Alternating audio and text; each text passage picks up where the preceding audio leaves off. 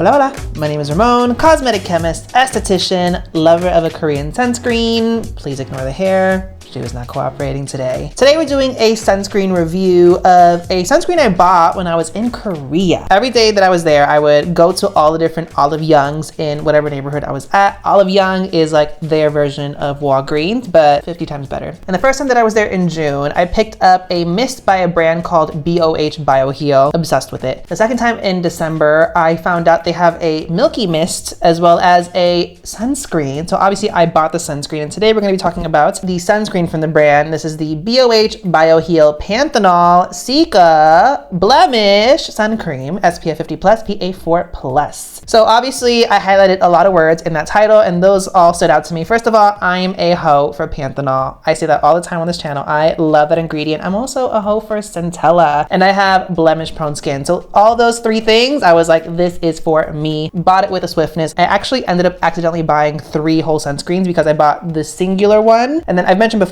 what Olive Young does and does so well is that a lot of times they offer these great deals on sunscreens where you can buy like 2 full size for the price of 1, or you get a full size in a mini or whatever. So I have 2 other full sizes as well. So I'm stocked up. So you can get this internationally. Global Olive Young does sell this, as well as a few other websites. The thing is, there's not a lot about the marketing of the product outside from one little blurb that I saw frequently, basically saying a mild sun cream for daily use, protects and soothes the skin irritated by UV rays, and reinforces the skin's barrier, quickly absorbs into the skin without leaving a streaky feel or white residue. So that's like the main points behind it. So with this being a chemical sunscreen, we're going to be using my 6F chemical sunscreen testing rubric, where I talk about the feel, finish, filters, formulation, foundation wear, and fragrance. I'll have timestamps for each of those sections down below, so you can fast forward to whatever part of the video matters most to you. And for the application you are going to see on screen, I do weigh out the sunscreen based off how much I'm supposed to wear for my face size. If you want to know how much sunscreen you're supposed to wear, I'll have a card for the video linked up here that explains the whole process. So let's get into it. I bought this in Korea, as I mentioned. It's actually fairly affordable in my mind if you're in Korea. This is 50 mil, I believe, and I spent for the singular one less than $15. I think it was like 11, the equivalent of 11 USD. The double pack is less than 20, I'm pretty sure. That's why I bought it with a swiftness. Aside from the marketing I mentioned earlier, basically they really highlight Panthenol and Cica, claiming it helps to build and reinforce the skin's natural moisture barrier, and then it highlights ceramides as well, which maintains the skin's protective barrier and provides a more hydrated complexion. Getting into the application of this. So as you can see, this is a fairly lightweight gel cream to lotion texture, works into the skin easy. A couple swipes, it's like melted in, and that's what I really appreciate about it. It feels nice and lightweight on the skin. It has a nice hydrating, light moisturizing feel to it, and it doesn't feel very heavy on the skin at all. But I do see it in the capacity of it's a texture that's meant to support the skin barrier if either you have maybe more normal to maybe dry skin, or your barrier is compromised and you need just a little bit extra moisturization. I have oily, acne prone skin, as I mentioned. I prefer a very pure gel sunscreen. I prefer a very ethanol rich sunscreen. We all know that. But this was nice on my skin, and I did wear it on normal skin days, and I did wear it on some compromised skin days as well. So I really put it through the ringer in terms of testing. The finish of it. So this makes no claims at all to be meant for a specific skin type, and therefore it makes no claims for a specific finish. That being said, when you see it on screen and it sets down after like 5 to 10 minutes, it leaves a very natural but still moisturized finish on the skin. I don't find it greasy at all. I don't find it very shiny on my face, but I will say it's by no means matte. And going back to the feel of it, when my skin was more compromised and I just put this on by itself, and I actually don't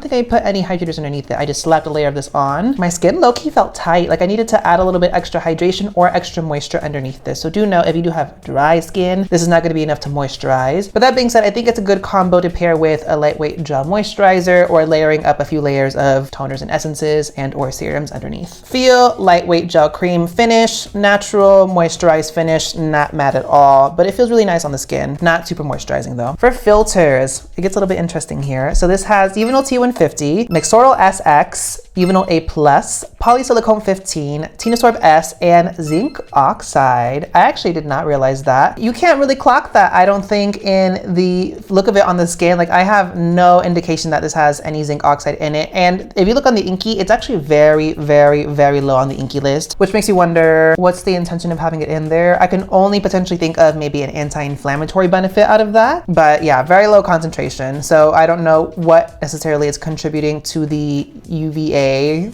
for UVB protection of the sunscreen. So yeah, interesting. But that gives you the SPF 50 plus PA4 plus rating. This is not water and sweat resistant. This is very much a daily wear sunscreen. Do note that. For other formulation points, so this is made by Colmar, and you can kind of tell by the formulation of this. It doesn't have that famous Tenosorb M we see from a lot of the Colmar sunscreens all the other brands launched, but you see it when you see the niacinamide. You do see adenosine up in there. This does have the centella that it does advertise. It does have centella itself as well as a couple of the derivatives, I believe azioticoside and madecassoside. So with those, you're getting a little bit more of a boost of the anti-inflammatory soothing benefits, and you're getting the antioxidant boost as well from those, which is really nice to have. This does also feature glycerin. It features the panthenol that this advertises, and also features ceramide NP. So a lot of really good skin barrier supporting ingredients, hydrating ingredients, some soothing ingredients, things I like to see in a product intended for barrier support, which is nice in a sunscreen. That being said, actually, and this is going to go back to the feel and finish portion of this. This reminds me a good amount of the Perito Daily Soft Touch sunscreen, which is another favorite of mine. If anything, I think maybe this texture is a little bit more light, but that's only because this has a few more ingredients I think that help to support the moisture barrier. So because it features a little bit more of those lipid-rich components that go really well in barrier support, maybe that's why this is a little bit richer. And this does also remind me a little bit of the True Cica Aqua Calming Sun Cream from Sun By Me as well. If you've tried those, kind of similar. Other formulation points, this is ethanol free. This does have fragrance. For me, it does not burn my eye area. I find it very soothing. I don't have eye irritation situations though, and I'm very rarely irritated by sunscreen, so do note that. For foundation wear, I love this for makeup prep. I think it's a very lightweight texture. It is nice and it's lightly moisturizing, so therefore with that, it's already prepping the skin great for makeup. A very neutral, natural finish, therefore it doesn't alter makeup wear on top, in that it doesn't make your makeup extra glowy or extra matte, more so than normal. So overall, great for prepping for makeup. And then for fragrance, I do mention that this does have fragrant compounds in there. In terms of the smell,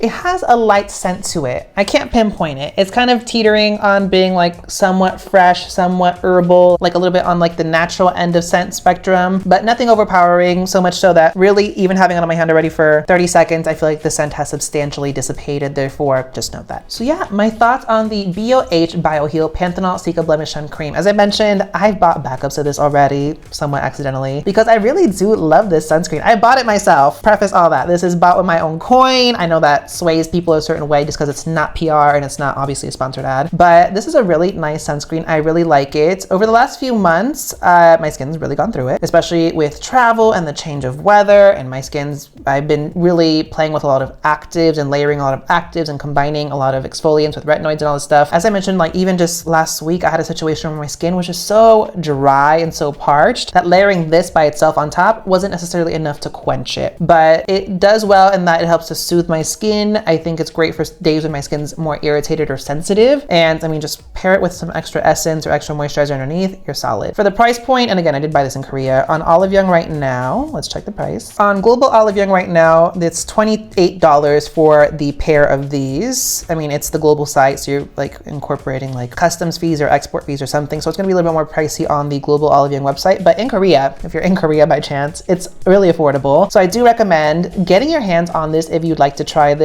I think the formula is superb. I really love the feel and the texture and the finish of this on me. And in terms of if it's going to be a summer appropriate sunscreen for high humidity weather for oily skin, I don't know yet. I'll test it out. I'll let you know. But this is a banger in my mind. I really, really love this, and I already got backups. So let me know in the comments section, have you tried this from BOH Bioheal? What are your thoughts on it? Also, what else have you tried from this brand? Their mists do it for me. I really, really like the mist from the brand. I want to explore the brand a little bit more, so let me know what you've tried. Don't forget to hit that subscribe button and notification bell so that you know when I post more skincare, sunscreen, and Fenty related content on my channel. Give the video a thumbs up, and thanks for watching, guys. Bye.